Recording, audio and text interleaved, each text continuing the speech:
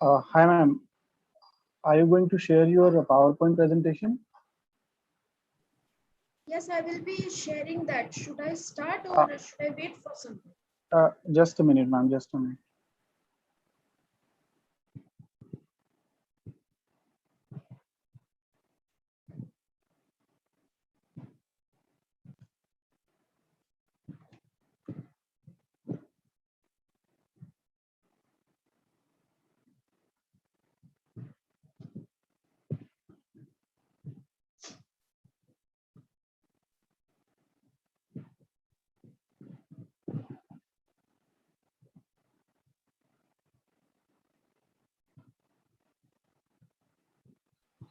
You can share your screen now, ma'am.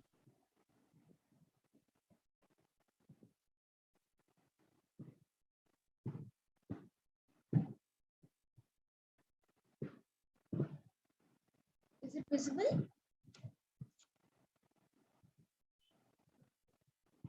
Hello. Yes, ma'am. It's visible.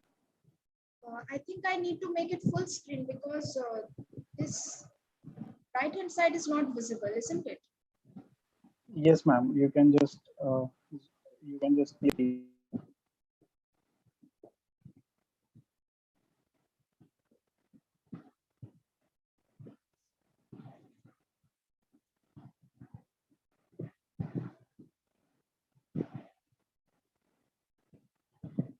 Is it properly visible now? Yes, ma'am. Now perfect. And are the slides changing or Uh, I can see the first slide only. the slides are Yes, not yes. changing? It's changing. It's changing. Yeah. Okay, please let me know if it is not changing because there are total 14 slides, and if there is some problem, please let me know. Sure, ma'am. Sure. Okay, so I'm starting with my presentation of today, and Yes, ma'am. Just give me 1 minute. I will introduce you, and then we can start. Okay, ma'am. yeah, sure, sure.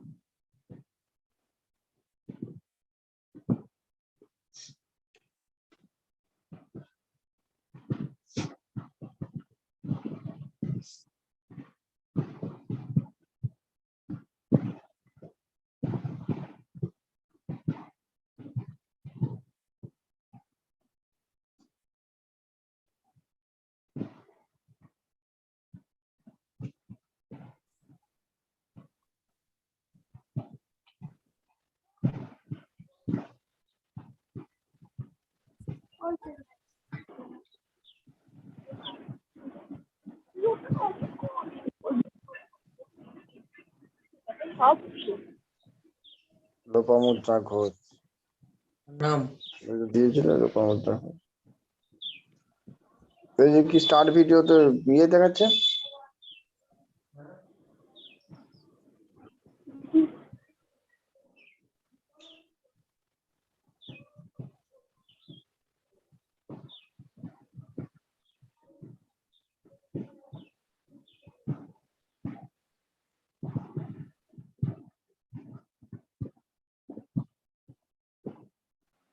Sorry for the interruption. Yeah, so a warm welcome to ma'am. You can just start. So hello everyone, a very good morning to one and all present here. This is Lopamudra Ghosh, and today I will be presenting a paper. As we all know that today we are celebrating the 77th anniversary of the United Nations. I think this topic is very relevant today. That what is the historiography of sustainable development and its impact on contemporary international relations, and we will be also looking at some upcoming challenges for world politics, and we will be negotiating some ideas to solve those upcoming challenges. Otherwise, no research would be proper if we don't give a way forward, and if we don't give some options of solutions to the present day problems that the society is dealing with. Uh, a brief introduction about who I am. Well, I'm a student. I'm currently in my fifth semester, third year, final year of my college. And I'm associated with various organizations as well, like the World Youth Parliament for Water. And currently, I've founded my own organization, that is the World Forum for Welfare Geopolitics, where we are talking about not the geopolitics of the welfare state, but the welfare geopolitics. I mean, not the geopolitics of a welfare state, but the geopolitics that heads towards welfare, and both are very different.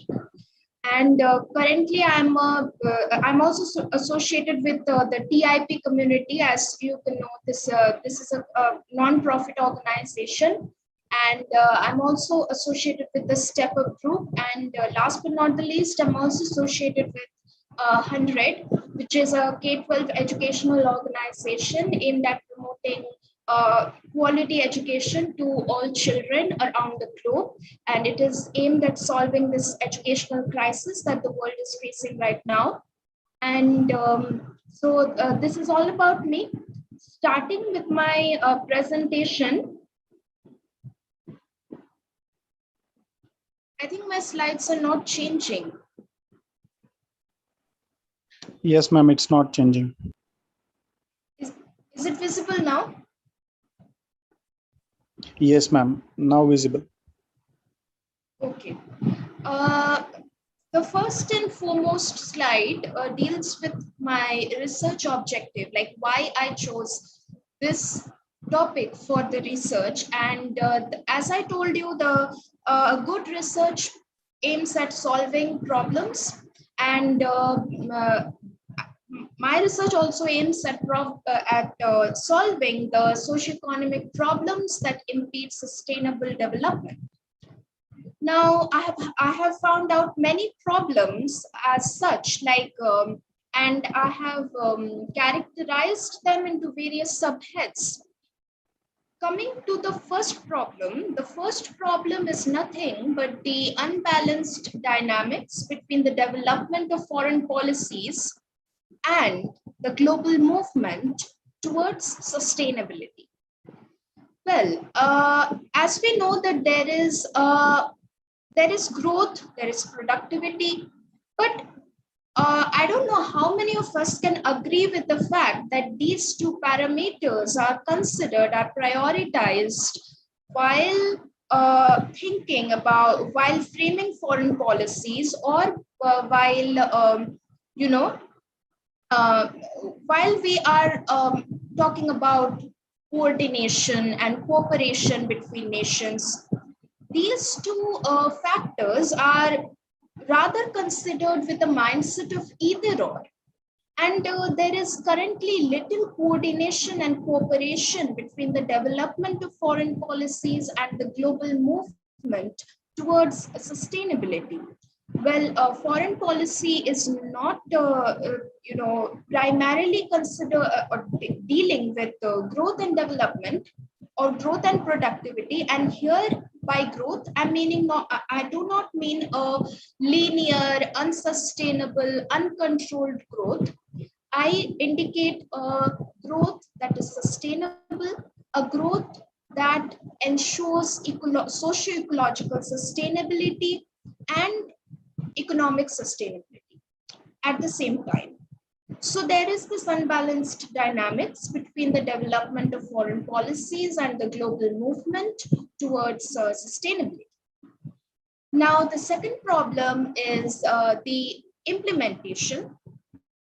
There is this dire need to implement an all-inclusive strategy for the development of historiography and education about sustainability. Well, historians need to study or historicize and develop the historiography of sustainability, because without knowing the history of anything, we cannot actually promote future education about sustainability, and we cannot take lessons from history. We cannot take lessons from the past that civilizations have achieved we should take lessons from for example, the Sumerian civilization of the late Neolithic age and the Bronze Age, circa 4500 to circa 1900 BC. We should take lessons from such civilizations to promote sustainability, to promote sustainable development. And for that, we need to historicize, we need to write better histories, unbiased histories of such civilizations like Sumerian civilization, Mesopotamian civilization. And we need to write it in that frame, in the frame of sustainability, like how such civilizations have contributed to sustainable development. And the absence of comprehension of the basic concepts and the overarching nature of sustainability, this absence and this overarching nature of sustainability is very likely to impede progress and engagement towards its implementation in the development of foreign policy. And the third is this research also provides a research framework for solving the deficiency in strategic planning and leadership.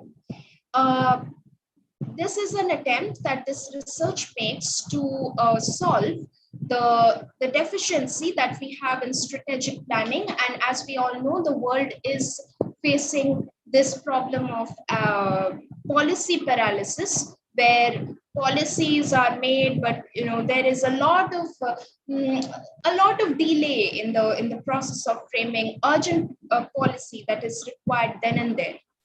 So this research provides some targeted visions of sustainable development, and it decides to clarify such targeted visions of sustainable development. And moreover, there is a deficiency in, as I told, there is a deficiency in strategic planning and accountable leadership that I will be dealing later.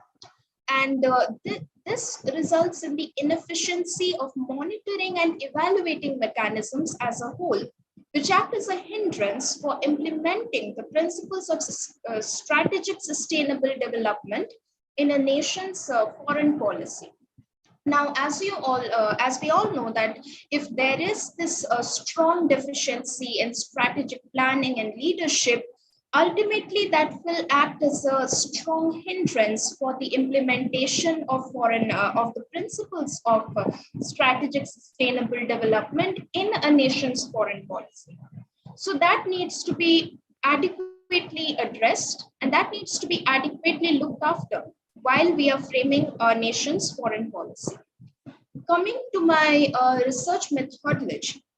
Now, I have carried this research in three phases, basically. The first phase dealt with the literature review, in which I studied various books and various articles, journals, etc., reviews that about sustainable development and how far is it used in the development of a nation's foreign policy. Basically, the first phase dealt with my secondary data analysis, and it also dealt with reviewing case studies in general. And this helped me to develop the research hypothesis that I developed in the first phase itself. And I developed that with the help of theoretical and real-world examples. Then the development of the research hypothesis with the help of theoretical and real-world examples helped me to move on to the phase 2 of my research, in which I advanced my studies of the civilizations. As I mentioned, I made a case study of the late Neolithic age civilizations and the middle Bronze Age civilizations, example, the Sumerian civilization, the Mesopotamian civilization, etc. And I also interviewed with 4 key stakeholders who are involved in this field of sustainable development. And what I found in phase 2 was I discovered this unbalanced dynamics between sustainable development and the development of foreign policies. And this helped me to establish a conceptual framework at the same time.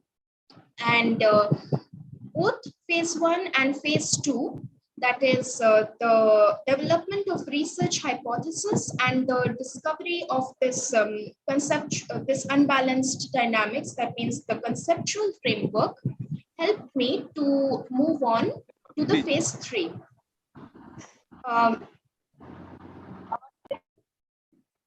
Okay, so phase 3 dealt with the results.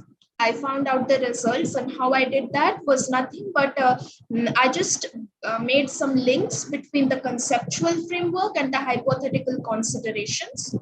And this also, I added something unique to my research, like I discovered and I drafted my unique contributions to the domain of sustainable development. And I also made some suggestions for further research and further exploration on this topic. So this is my research methodology. Moving on to the definition of what is strategic sustainable development, and I have abbreviated it as SSD. And here I have made a contrast where we are making a contrast between contemporary historiography and some current realities with respect to sustainable development. The first one deals with the definition of strategic sustainable development.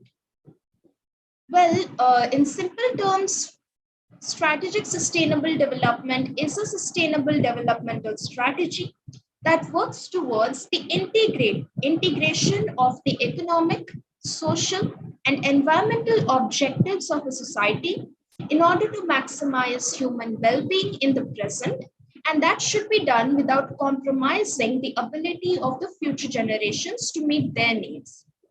And what are the current realities that are faced that impede strategic sustainable development?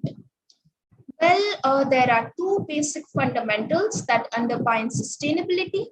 The first one being a robust ecosystem that is that lacks biodiversity, and the second one, as we all know, that is non-sustainability, or this linear social fabric that is aimed at accumulation of be it resources, be it wealth, be it property, and this is something which is highly unsustainable and highly linear, because this has no end. And that's why the European Commission came to the concept, proposed the concept of, actually the Brundtland Commission did that, to the concept of circular economy. So we need to know that this dependence of social sustainability and ecological sustainability on the principles of SSD is becoming increasingly evident.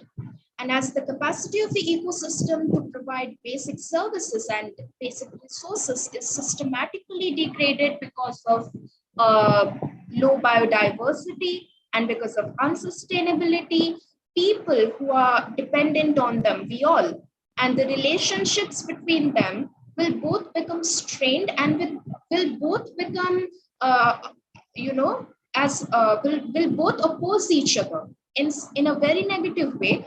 And this will increase the potential for conflicts due to such negative factors such as poor health conditions, lack of safety, hunger, and most importantly, this uneven allocation of resources. As we all know that ecological sustainability is very much dependent on social sustainability. Now, when people are not able to meet their needs within the structures of the society that are traditionally in place, a vicious cycle will develop, and this cycle will lead to ecological threats. Ecological threats will lead to social unrest, which in turn will lead to greater ecological threats. And this is like a cycle. This will never stop until and unless we implement something that is circular, like circular economy, until and unless our so-called leaders aim and frame policies that are sustainable, that are aimed at sustainable development. And I think with sustainable development, with a circular economy, we can all combat this problem together. Otherwise, there will be a much awaited problem, and we are already a witness. We are already experiencing the problem in terms of climate change, in terms of social unrests, in terms of migration crisis, and many more are yet to come. Uh, the second, now I will move on to the historiography of strategic sustainable development. As I have made this chart, and this is a cycle. The first, the first part of this, the historiography starts with the discovery of fire, and what this discovery led to was the growth of agriculture and the growth of population. Will this increased regional success of a particular society? Now, before the discovery of fire, there wasn't this increased regional success. People were living a nomadic life. And even after the discovery of fire, people were living a nomadic life. That is very true. But this discovery of fire somewhat gave a boost to the regional success, and not this globalized success, and not this success that is all inclusive. This somewhat localized the success for a particular society that is able to feed itself, that is able to meet the demands of the members. Now, what this led to was the large scale alteration of biodiversity. This in turn led to the decline in the natural composition of plant and animal communities. Now, I'm talking about this, this is somewhat like 8,000 to 10,000 years ago, when when history is seeing agrarian communities to be emerging, when societies are becoming structures of permanence. There was nothing like structures of permanence before, before 8,000 to 10,000 years ago. This very notion of permanence and settlement and concepts like that, and notions like that emerged only 8,000 to 10,000 years ago, when agrarian communities emerged post the discovery of fire, and people started settling themselves, and societies became structures of permanence. Now, coming to the Western Industrial Revolution, as we all know, this is the first industrial revolution of the 18th and 19th centuries that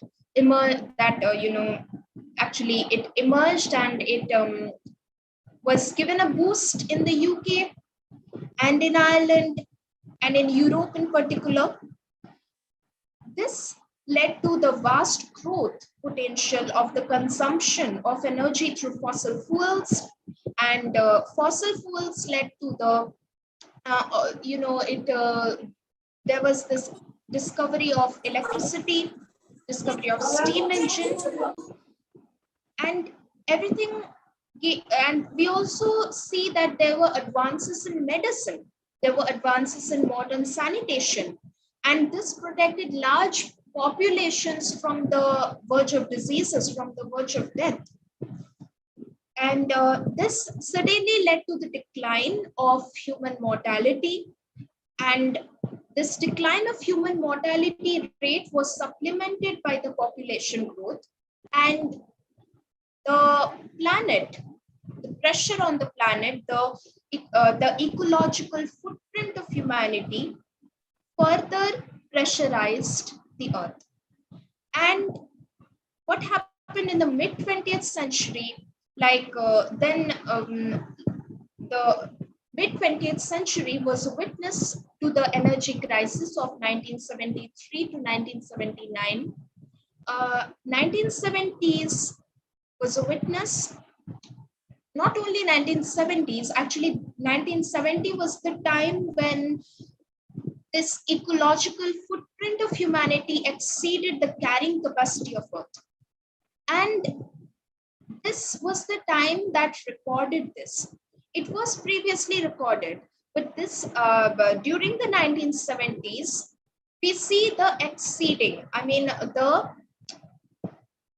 we witness the ecological footprint of humanity to exceed the carrying capacity of Earth, and the UNEP, United Nations Environment Program, they say that if we pursue doing this in the 21st century as well, we will soon require 4 Earths to sustain our livelihood, to be or to live the lifestyle that the unsustainable lifestyle that we are heading towards or following. Now, 21st century, as we all know, is a witness to the global climate change. And in the mid 20th century, we also see the growth of environmental movements. Like there were so many environmental movements like Chipko Andolan in India. There were Rhine River Valley protection in Germany. There were so many other environmental movements coming up because people were starting to realize that environmental problems are no longer local, but environmental problems and unsustainable livelihood is a global problem. It is not local. And this was realized in the late 20th century, unfortunately, and not during the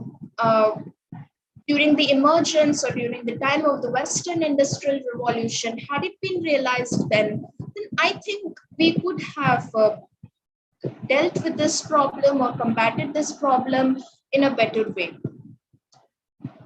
Next, I will be again talking about the research gap, the literature review that I have conducted, and some other features of my research methodology. The research methodology was discussed before in the previous slide, but here I will be making some additions also. The literature review, as you know, that as I mentioned before, that relevant materials were reviewed in the fields of world peace, conflict resolution, peace studies, transboundary environmental research, in the fields of basic human needs, sustainability, strategic sustainable development, etc., sustainable development goals. And I have searched basically two main areas. The first being academia, which is based on universities and peer-reviewed journals.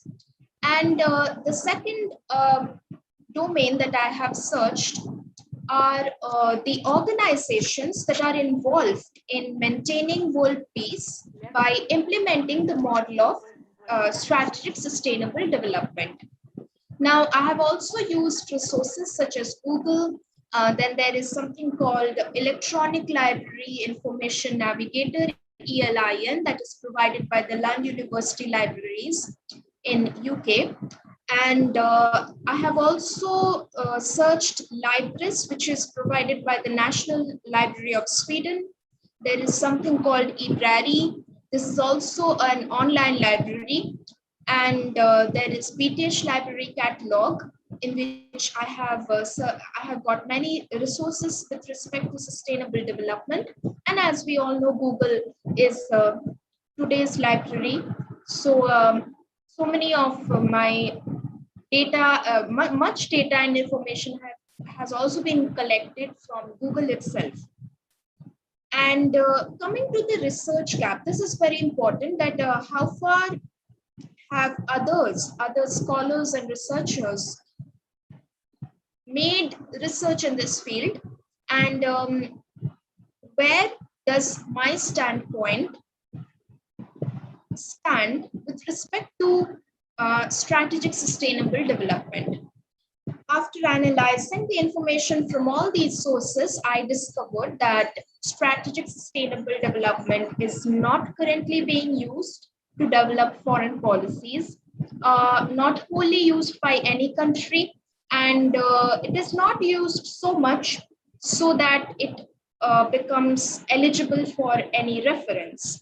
Now, so as we all know that very less action research or evidences could be found for the proposed theories.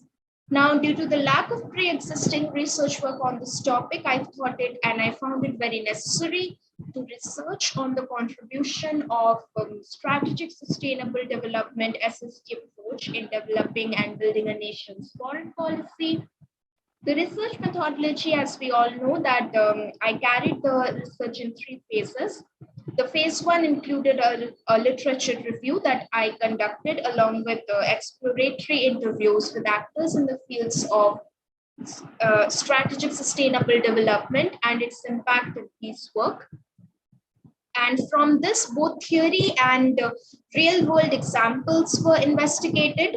In phase 2, the information gathered from both these fields was linked to build a conceptual framework, and I have presented my results in phase 3. The results were developed based on the links built between the conceptual framework and the hypothetical considerations in the field of strategic sustainable development. And what are the results? This I have not mentioned in my previous slide. Well, the results include the preliminary set of guidelines for implementing a strategic sustainable developmental approach in drafting a nation's foreign policy. And I have made given two examples of this implementation. The first one being in Gaviosha's Colombia, and the second one is with respect to the Rhine River and how this approach has helped in solving conflicts in both these places. Coming to the findings of the study. Well, I want to keep it as simple as possible. To sum up my research in one question, my research seeks to answer this question, like what does sustainable development mean for your country, for your city, for your government, and for you at large? And we will head towards this answer as I proceed further. The first finding of my study is this, that strategic sustainable development should be the first and foremost geopolitical goal of any country, of any nation's foreign policy.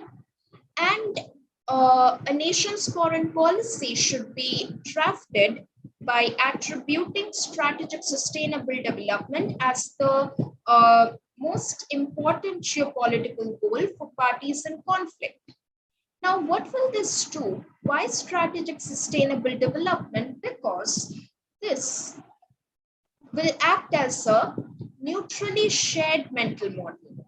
Now, this will be giving a neutral dimension to the resolution of conflicts, because this is relevant to all sides, and this will develop a forum.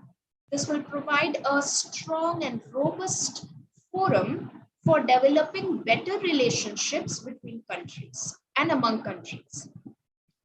The second finding of my research is that peace building in an unbiased manner leads to socio-ecological sustainability. Now, what is the connection between peace building and socio-ecological sustainability? This research has found that a nation's foreign policy should be drafted in such a way that it could help solve conflicts in an unbiased manner, which would further enable the identification of the following elements. Because when we strive towards peace building, and when we do that in an unbiased manner, like without prioritizing any party or without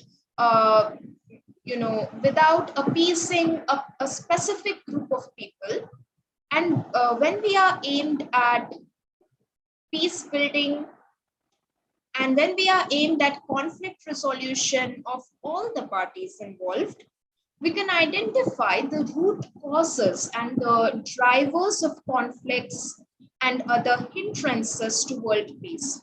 And all such root causes and the drivers of conflicts that act as hindrances to world peace can deteriorate international relations between and among the nations. So that needs to be adequately addressed, and such root causes must be eradicated. Second, the socio-ecological sustainability issues that exist in the international community, and which of those are the most relevant to the people involved. As such, my research asks the question like, what does sustainability and sustainable development mean for you? So we must we must address such socio-ecological sustainability issues that are the most relevant to the people involved. The third finding with respect to this subcategory of peace building is the direct and indirect socio-economic concerns that are effects of the disturbances to world peace. And what are the socio-economic concerns, be direct or indirect, that are ultimately underpinning people's everyday livelihood?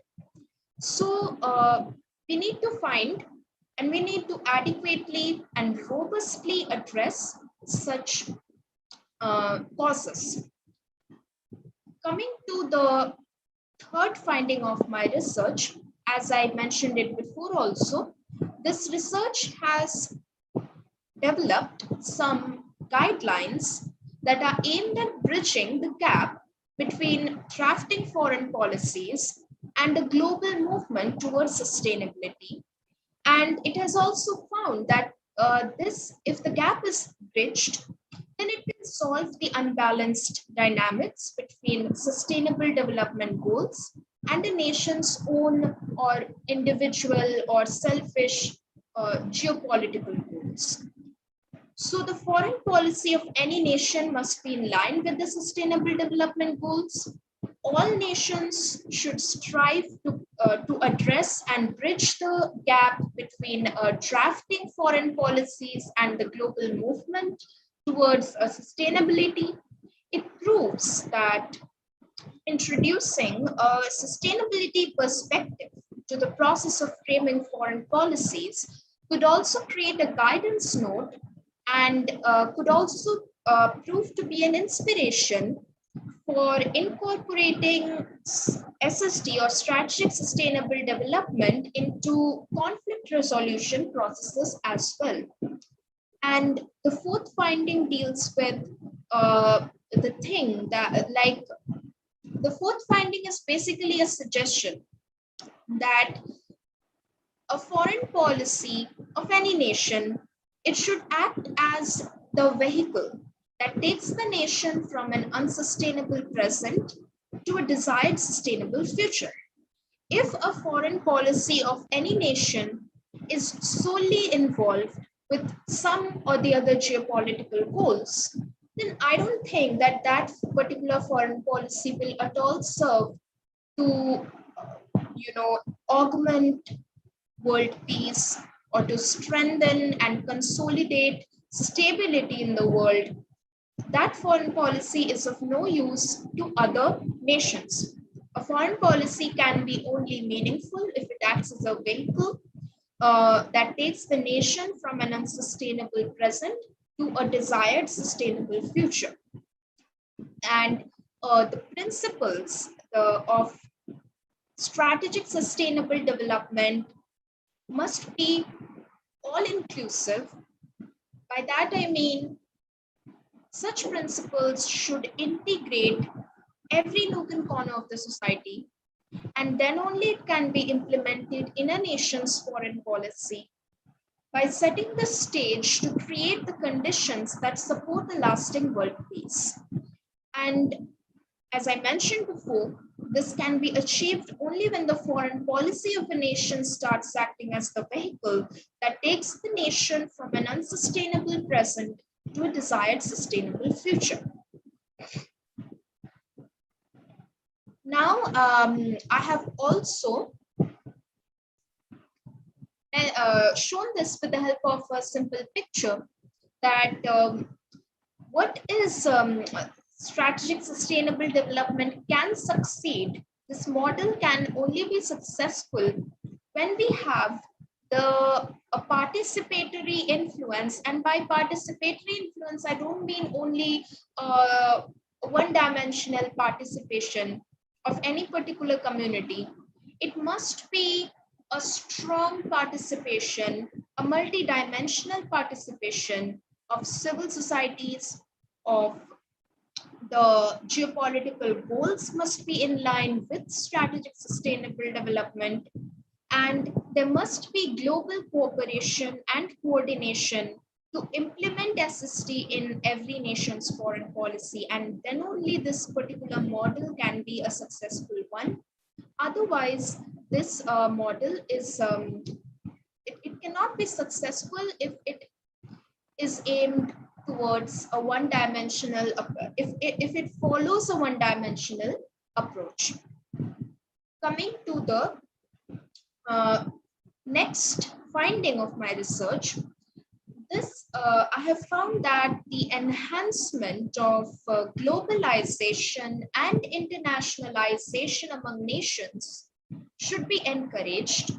And why should globalization be encouraged? Because globalization can create a more sustainable society that is non-polarized and that is more neutral. Why is it so? Because globalization can help the world, help you and me to exchange ideas globally, to exchange philosophies globally, to exchange information globally. And this can help develop neutral tools for weighing and making decisions in the international arena. Now, in a world of internationalization and globalization, a nation's foreign policy can be framed by focusing on the principles of a sustainable society, as these act as neutral tools for weighing and making decisions in the international arena. And globalization can act as this neutral, the catalyst of neutralization is nothing but globalization itself. And hence, globalization must be encouraged. The sixth point is the sixth finding of my research is this, that sustainable foreign policy provides a continuous management tool that both facilitates the solution and sustains the outcome of conflict resolution processes. I think only peace building will not help. The outcomes of peace building must be sustained, and we need conflict resolution or peace building to be happening in such a way that the outcomes of such processes are properly sustained. And by incorporating this approach in the early stages of conflict resolution and peace building, rather than only in post-conflict peace building, would increase both the effectiveness of the process itself and the lasting of the outcome. The outcome is nothing but a sustainable social, economic, ecological, and political order, which would ensure that the world peace is sustained. So I repeat myself that by incorporating, we must incorporate such an approach that such approaches must be sustainable, and so that the validity of such approaches can last even after post-conflict resolution processes, and the effectiveness of such processes should not be degraded. Now, coming to the implications of my research in the contemporary world. For the implications part, I have selected some. We need to address the dire challenges to world politics because these are the direct implications of not implementing strategic sustainable development in a nation's foreign policy. And how can we solve such dire challenges is a big question. And my research is an attempt to address such questions. The first problem that the world is facing is polarization of world politics. And polarization is not just evident in this postmodernist society. Polarization has been there since time immemorial, and it was evident even during the post-war reconstruction of a unified Europe. And this reconstruction lacked sustainability of regional peace, and this acted as a hindrance to regional peace. As we all know that Europe is a continent that has been beset by warfare and destruction, and this has been evident since the fall of the Roman Empire to the last century, the 20th century. However, strategic sustainable development or SSD goals have since allowed for the post-war reconstruction of a unified Europe, and such processes have facilitated regional peace that have lasted for over 50 years. So if Europe would be without strategic sustainable development, if strategic sustainable development would not be implemented in European politics, then Europe would be a highly polarized society that could stand as a threat to regional peace. And by following SSD, the European Union has achieved far more on climate change, water quality, education quality, and pollution than any individual country could have done or could have managed if it would have acted alone. And countries and regions have cooperated across various administrative, governmental, economic, and political frontiers, even cultural frontiers in the framework of common river basins. The Rhine River is a very good example of this project of common river basins. And as we all know, the Rhine River was called the Sewer of Europe, and through SST, it is once again a home to biodiversity, a home to fishes like salmon, and it is no longer a sewer of Europe. So the second implication is, as I mentioned before, is of Colombia, that's a Latin American country. It actually deals with caviosas in Colombia, where gender sensitization was a big issue. And it was solved by sustainable development and peace building processes. As we all know that in the community of caviosas, the solutions of gender conflict and the possibilities for a more sustainable equal existence were turned into an opportunity through strategic sustainable development. And why were these problems prevalent in the society of caviosas, Colombia? Because of the fact that strategic sustainable development approach was not followed in the society, and through the implementation of strategic sustainable development, the planting of Caribbean pine trees were encouraged, and this was done by both men and women, and this solved gender bias and gender sensitization issues. And this created, a transformation in the soils of the society. Soils were no longer degraded. The water quality and retention in the area improved. Biodiversity flourished, as well as resin and renewable energy industries were established.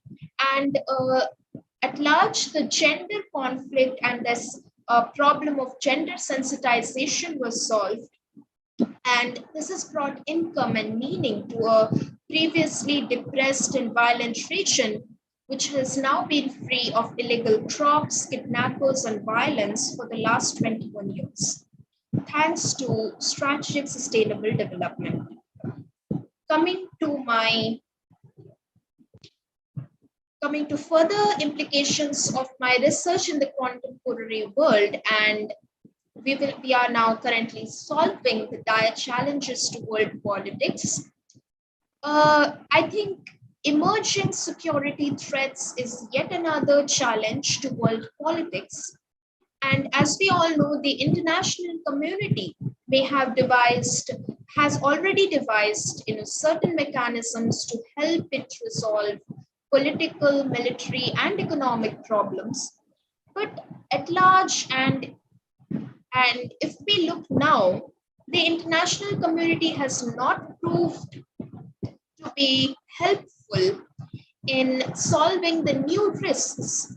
It has always proved unprepared for the new risks such as COVID-19, for the global financial crisis of 2008, and even the crises that are yet to come. We do not know, but the thing that we know is the international community is highly unprepared in solving such challenges. So another most vivid example of this synergy is the current migration crisis. And whenever I ask about migration crisis to and when I read about it, I feel that this crisis is not rooted only on uncontrolled, unsustainable international tourism or civil wars in Yemen and Afghanistan, but it is also it is deeply rooted in numerous socioeconomic problems of the Middle Eastern and African countries, and even now Afghanistan. So, such emerging security threats are a threat to world politics, and world politics need to develop a robust international community that immediately addresses such dire problems that threaten and that demean world peace. The next problem of world politics, or the challenge that is faced by world politics, is nothing but the lack of accountability. And we are in a position to see we are seeing world politics as we need accountable leaders. To be very simple, we do not need leaders who are responsible. We do not need leadership that is responsible only, but we need accountability and not responsibility. So, as Winston Churchill rightly and aptly put it, that generals always fight the last war. We do not need such generals who will fight the last war for us, but we need generals who will fight, who will prioritize our country, who will prioritize the society before they prioritize themselves. And contrastingly, today's world politics is in dire need of accountable leadership. It is filled with generals who always fight the last war, and there is bloodshed of innocent people, and that is a dire threat. World politics needs to focus on conventional threats by reaching a qualitatively new level of expert analysis as applied to the creation of a sustainable world order. So we need to address this problem of accountability, and we need leaders who are way more accountable and not just responsible. The third problem is this problem of elite club. Now, world politics is appearing, or it seems like an elite club that is just a coalition of like-minded individuals. And whenever there is some sort of opposition, whenever there is some sort of, debates or arguments, then the members who debate or the members who argue are automatically marginalized. And that is a very big threat that is emerging in world politics, because it is stripping world politics from the principles, stripping world politics of the principles of democracy. The beauty of democracy is in opposition, and opposition needs to be dealt with, opposition needs to be addressed through arguments and debates. If there is no opposition, I don't think it will be a democracy anymore. And the beauty of democracy lies in opposition, and opposition should never be marginalized. Rather, opposition should be treated as special, should be their concerns must be addressed. And if this continues, if this elite club politics continues, if world politics continues to be like a coalition of like-minded individuals, I don't think the world will be a safer place to live, because ultimately it will be the death of democracy. And the UN should be restructured in according to the principles of democracy. The political scientists must strive to write a robust constitution of the United Nations in which every country is prioritized, every country is looked after, and the problems of every country is adequately addressed. There should be no marginalization, and this should no longer appear to be a coalition of like-minded individuals. The next problem that I'm going to address is actually, this is a suggestion. Because of the problem that there is a lack of this unconditional respect for the sovereignty of all nations. Now, world politics must be the forum and must be the robust forum that illustrates or that protects or that strengthens the unconditional respect for the sovereignty of all nations, no matter east and west, large and small, poor or developing or developed. Every nation's sovereignty must be respected. We do not want to see Russia going to Ukraine's Crimea and annexing it without respecting the sovereignty of that nation. We want to see a world politics, we want to witness a world politics and engage in that has unconditional respect for the sovereignty of any nation, no matter what. So any double standards will act as nothing but as the rust that will inevitably corrode the structure of the new sustainable world order. And however strong the structure or the sustainable world order may appear, if there is this double standards and if there is this lack of respect for the sovereignty of developing nations, then I think this model of sustainable world order will not succeed at all. And the next problem that world politics is facing right now is this, that there is this lack of universal recognition, and there must be unambiguous interpretation of the fundamental notions of international law. This is indispensable to a uniform and just system of global politics. And the sooner we start this process of reinstating the universal recognition and reinstating the unambiguous interpretation of the fundamental notions of international law, the better for all concerned. The better will be for all societies that are concerned. And we must start this process as soon as possible. And any nation cannot just interpret, international law in its own way. The interpretation must be highly unambiguous, and the interpretation must be, the world politics, the forum, the global, or for example, currently the UN, The United Nations must be the final interpreter of the international law.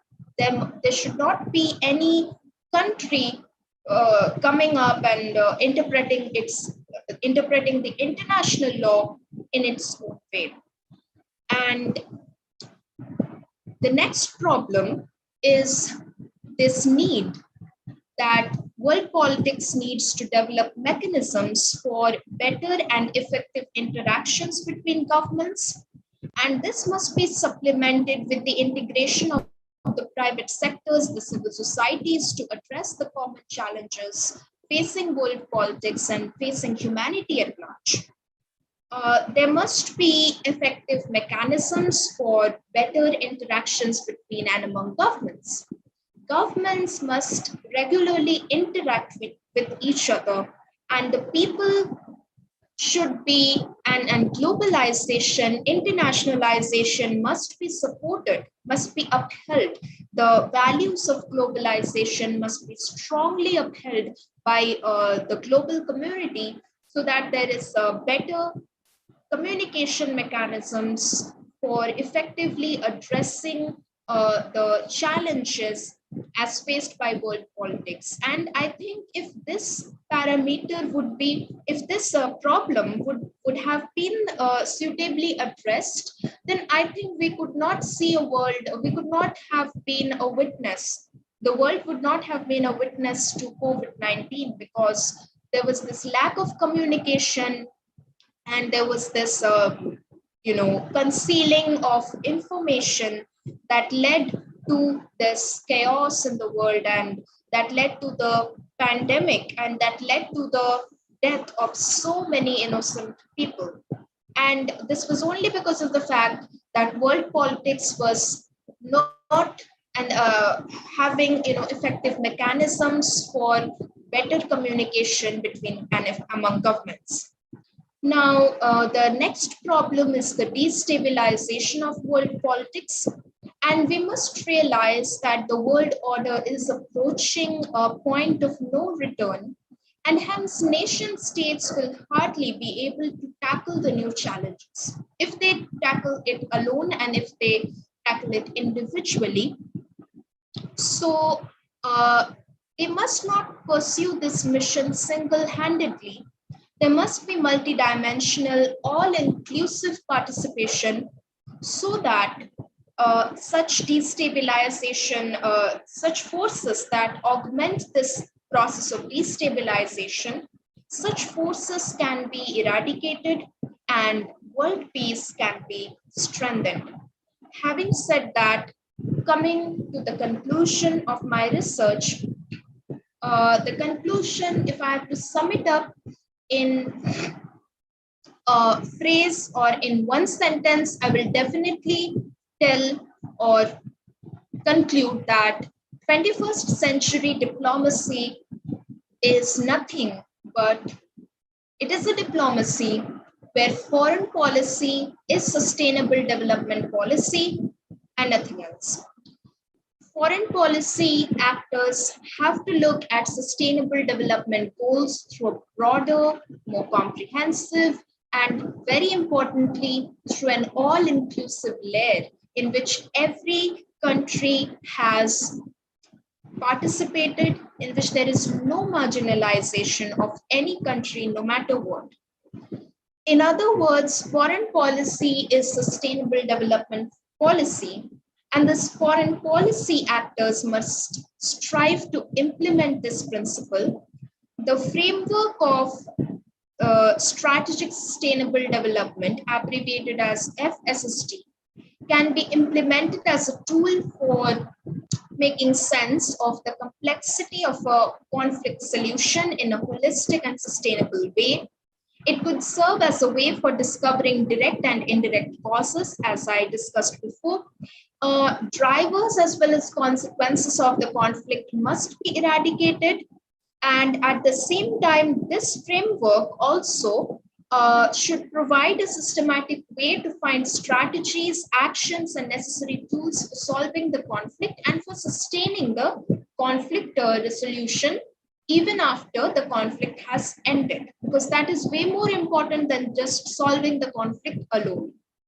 Now, FSST, when it is guided by the sustainability principles and the prioritization questions, this could act as a neutral decision-making framework to help deal with the contentious social, economic, and environmental issues. And most importantly, we can implement FSST by using non-violent means without having we do not have to use violent means to implement the principles of strategic sustainable development. And there must be cooperation amongst people, as mentioned before. Globalization and internationalization must be encouraged. And this can be made possible by promoting sustainability as a superordinate goal, as a basis for common ground where all parties can come together and address their shared grievances or shared challenges. Hence, strategic sustainable development can assist in the resolution of conflict in the above mentioned ways and subsequently continue to inform the management plan necessary to implement peace agreements and maintain the desired economic outcome. In this way, strategic sustainable development provides a consistent means to a desirable end and offers benefits for both conflict resolution and sustainable development. And it is something that is highly neutral. It does not only have benefits for a specific community, for a specific country, but it is something that underpins marginalization. And it is the tool that is very much needed in today's 21st century globalization, 21st century UN, and the UN must implement all such principles to be a better UN, to be a democratic United Nations. Having said that, these are the key references that I have used for my research. These are some of the journals, there are books, and there are other reviews also. So these are the key references, and thank you everyone. Thank you for your attention, and any questions are most welcome. Thank you. Thank you. Thank you so much, ma'am. If anyone has any question, you can just put it into the comment box, or else this webinar will be available on our Research Circle YouTube channel. So if you have any further queries or any related to ask, you can just drop into the comment box, and we'll try to put the email ID of the speaker in the description box so that you can directly ask them as well via email. So yeah, as we have done with the time limit of today, so I guess we have to conclude the session here. So before we conclude, I would like to thank all the participants who have joined us via Research Circle app, via YouTube Live and Facebook Live. Not last but not the least, thank you so much, ma'am, for taking out the time and delivering the session for us. We must appreciate your efforts, and all the participants, again I'm repeating, this webinar will be available on a Research Circle YouTube channel. So if you have missed something, or if you want to watch it again, it's available there. So thank you so much, ma'am, and thank you so much all the participants. Thank you so much. Thank you, ma'am. And thank you to Research Circle for giving me this opportunity. Yeah, our pleasure, ma'am. Thank you so much. Have a good time. Yes. So I'm signing off. Yes, ma'am. Yes.